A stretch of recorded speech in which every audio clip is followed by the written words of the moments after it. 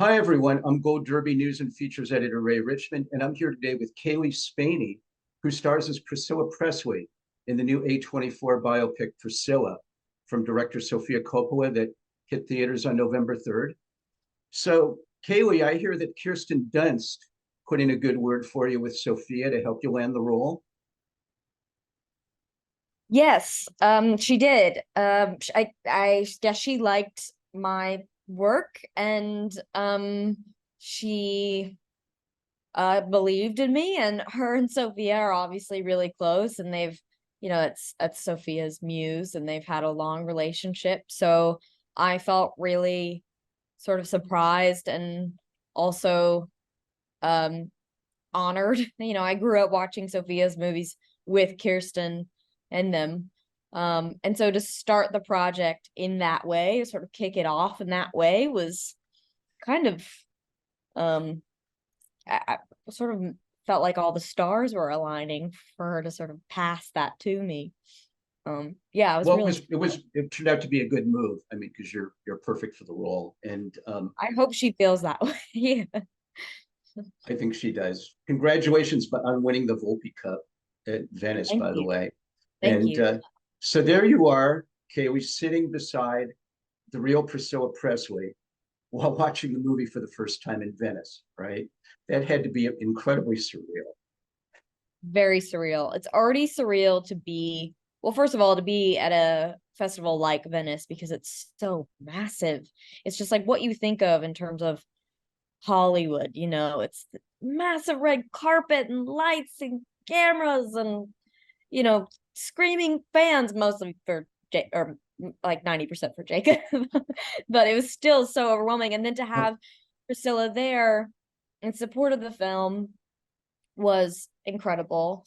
And then on top, I wasn't going to watch the movie, actually. I was going to slip out because I'd already sort of made that decision. I wasn't going to watch the film. It was too weird. But then I turned to Sophia right before we went in, and I said, "What do you think I should do?" And she said, I think this moment is too special for you to miss. I think you should watch it and you should be proud."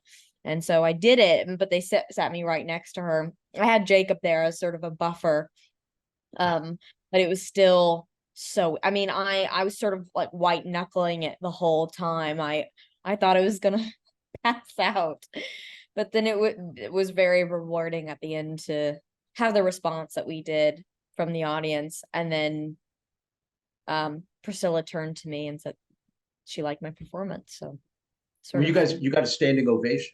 I mean, got a standing ovation, 7-minute standing ovation. I don't really wow. know what that means, but I think it's good. I think it's a good thing. I think it's better than 6 minutes and probably Yeah. better than way better than no ovation at Or all. getting booed. Some of my favorite films have been booed at that festival, so I would Is that true? yeah, Really? I mean, I loved, like, I think it was Under the Skin that didn't get a good reception. Oh. Jonathan So Glazer. at least you know it's genuine and they're not just cheering everything. It's true. Yeah, it's true. I didn't know how savage they were gonna. I didn't know. I just didn't. I hadn't seen the film. I didn't know what to expect. Obviously, I love Sophia's work and really trust her. I knew I was in safe hands there, but I mean, I was in every frame. So I'm like, if I was like, am I gonna ruin the? Is this gonna be the first bad Sofia Coppola movie, and it's gonna all be my fault? I just didn't know what to expect. But Neither of which turned out to be true. It's not no, it bad. And honestly, it couldn't have gone any better. It really couldn't have gone any better. To be at Venice, to get to promote our film at Venice with this amazing group of people, with Priscilla there in support, to get the standing ovation, and then to top it off, winning Best Actress was just really nutty, amazing. but amazing, amazing. It was It amazing. It is was just, amazing. I just couldn't have imagined it. I didn't even know the awards were a thing. I got the call and I was like, what do you mean? You need me to fly back? I didn't know that it was even part of the process. So, but it was absolutely incredible. Was it intimidating while you were shooting the thing, Kaylee? That knowing that your performance is going to be watched and assessed by the real person you're portraying. I mean, how often is that opportunity presenting itself? Yeah, I mean, it was a massive weight on my shoulders. I mean, that countless nights, staying up late, trying to figure out what line to toe and how to tell this story and how I was going to go about it, and really making sure I was being sensitive to her and representing her story, and just get in, just get trying to get it right, trying to take in everything that she told me. But I was very grateful that she had taken the time to sit down with me and go back to this chapter of her life. And we had numerous phone calls as well. But she decided to not be on set, which I think was, um, I appreciated it, because I don't know if I would have been able to get words out of my mouth if she was there. Um, Did you interact with her quite a bit before filming started? I met with her 2 times in Los Angeles. The first time we met, I think it lasted about 4 hours. And then I met her again, which went on for about the same amount of time. And then I think we probably jumped on like 5 phone calls with any extra questions I had along the way as I was prepping. And then I text her here and there. But I felt like once I entered the 30-day shoot, I felt like I had to sort of take all the knowledge that I had sat on and meditated on and mulled over again and again in the videos that I'd watched of her. I just had to sort of trust that it was in me and see what happens, because I was nervous I was going to get too nitpicky and then it was going to be too sort of contrived. So I tried to Right. just trust that it was going to be in there. You just That sort was of, smart. That was yeah. smart. Yeah, because you could just be intimidated to the point of paralysis, and then you're not doing anybody any good. Did you read Priscilla's memoir beforehand? And did that Yes. help Yeah, you? the script is heavily based on the memoir. Obviously, the memoir goes into really sort of incredible detail, and it's very candid and heartfelt. So that was like my Bible with me the whole time. It was dog-eared and marked and circled and, beat up by the end of all of it. Sure. Kaylee, the makeup and the hair and the costumes, are basically characters of their own in this movie, and they seem to anchor your performance throughout the movie. Can you talk about that? Yeah, they really, every role that I play, costume and hair and makeup obviously are play a huge role in me sort of figuring out the last steps. It's the final piece of the puzzle. But I never felt it more so on this. Sort of coming from it in 2 ways. One was that because we only shot this in 30 days and because we shot it wildly out of order, we were shooting the ending of the movie on day 2, and I was also, pregnant in the morning and 14 years old after lunch. I was running around. It was just, it was mad. Oh We my didn't have, God, that has to be just dizzying. How can you even stay focused with that? it is the only other feeling. It's like, I don't know if you've ever jumped out of an airplane, but you're I just did there. actually, and I ended up Yeah, breaking my yeah. ankle when I landed. So, but that's another story Oh no, I'm so sorry. for another But time. it is that feeling of, I just don't have a choice. I just have to. This is it. This is the only way we can make this movie, and you just got to keep going. So it was the hair, the makeup, the costumes that I really leaned on, and also the head of those departments, Stacy, Joanne, Cleona. Those women did such amazing research and went into such detail and found these photographs that I don't know how they found sometimes, and had these amazing references. But it really was the thing that I had to sort of make subtle differentiations between the ages,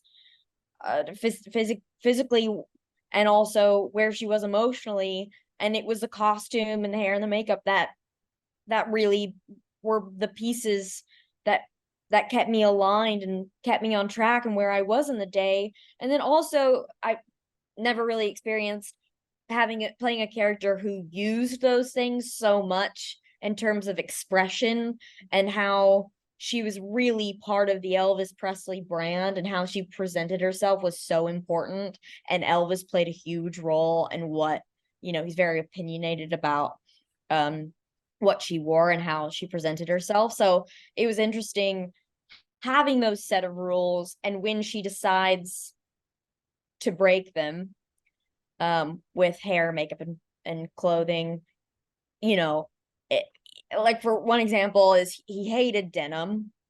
I think it reminded of his childhood and sort of the poverty he came from. And then, once we see her as a young mother at the end of the movie, she's wearing these amazing bell-bottom 70s jeans, and it's just these like sort of subtle moments where she's following the rules, and then she ends up finding her own. She doesn't have the makeup on anymore, and she's much more natural.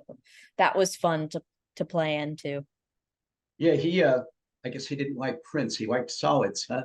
We gathered throughout watching the movie. There were some great moments in there too. I'm just thinking, Cailee, the one where you return to your parents for the first time from that, not to spoil anything, but when you get off the plane and your hair and your makeup is so mussed, that drew a big laugh in the theater. Oh, I'm glad people liked it. I'm glad it worked. Yeah. What were you thinking to make the change from childhood to sophistication in the script? As you kind of just described it a little bit, but it's very, very subtle, which you do a very convincing job with. And a lot of it is anchored in the close-ups in your eyes. You're really acting with your eyes. Yeah, I sit right in that age range, right in the middle. So I have things to draw from in terms of being 14, 15, 16, the young teenager. And then I'm, 25, so I feel like, I've lived a little. And then I sort of had to fill in the blanks for the older years, and what it would be like to be a young mother and in the situation she was in. I felt like I leaned a lot on Sofia, actually, in terms of becoming a new mom, and how your priorities shift and your worldviews shift and what that does to you. But it was me trying just to make those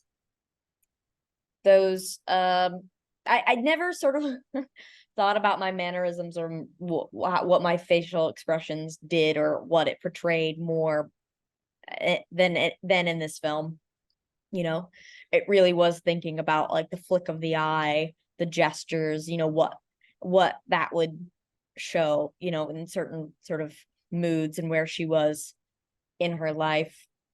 So I just played around with it and hoped for the best. It's nice to know that you can still convincingly play 14. I guess. I mean, it's not like the coolest thing in my day-to-day life that I could look 14, but it helped for this movie. For sure. How did you get along with your Elvis in the movie, Jacob Elordi? You guys have a terrific chemistry, even if what's going on in the story is so weird and uncomfortable. Well, one of the things that Priscilla told me was, I said, "Is there anything that's important to you when I make this movie?" And she said, "I just want to make sure that the love is there between us. And we do show the lows, but we try to show the highs as well." And I'm glad that the chemistry came through. I think what Jacob does is really sort of touching and complex, and we get to sort of see Elvis behind closed doors, and we really see this boy and his struggle with fame and how that affects both of them. So I loved his approach to playing, the king of rock and roll, sort of mythic man.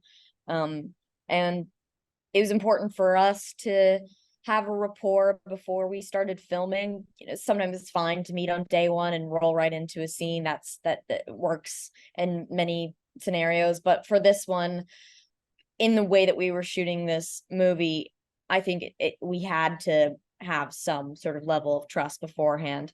So we met up. We did some fun sort of activities and got to know each other. And I was just I was so pleased by the way he entered playing this role and the amount of research he did and how much care he took and how thoughtful he was. and he just is in it for the right reasons. He truly just loves movies. He loves acting. He just is always researching and thinking about, like, he's the real deal, and I can't wait to see what he does next. But he was just an actor who I felt like I could always lean on. He was always going to bring an idea to the table. And actually, surprisingly, a lot of actors, I find this so weird, when the camera turns around and it's not on them anymore, they just don't give anything. And he's the exact opposite, which thank God, because most of this movie is me reacting off of him. I think he has more dialogue in this movie than I do. I think that's true. Elvis and his boys are always, they're just like a tornado when they enter Graceland, and they've all got all these inside jokes that she felt like she could never connect to, and it was this world that she never clicked into. And it was really just me trying to, I had to have an actor who was going to dig in deep with me and was going to be giving, and he's a very giving, generous actor. So I got lucky in that department. And there's sometimes where he just looks stunningly like Elvis. I mean, especially when he's wearing the sunglasses. There's a physicality to him that really matches the real guy.